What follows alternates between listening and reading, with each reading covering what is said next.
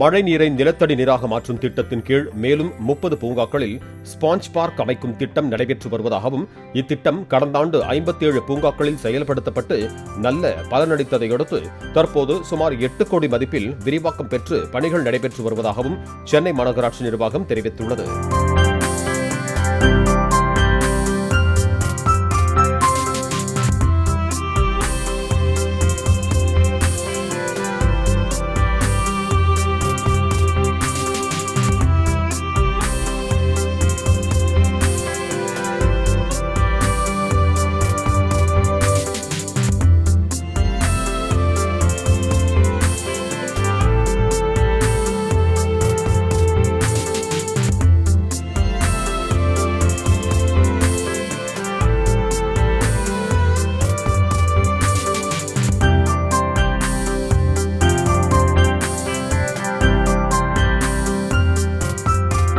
Play store மற்றும் app ஸ்டோரில் இருந்து பாலிமர் செயலியை QR கோடு மூலம் பதிவிறக்கம் செய்யுங்கள்.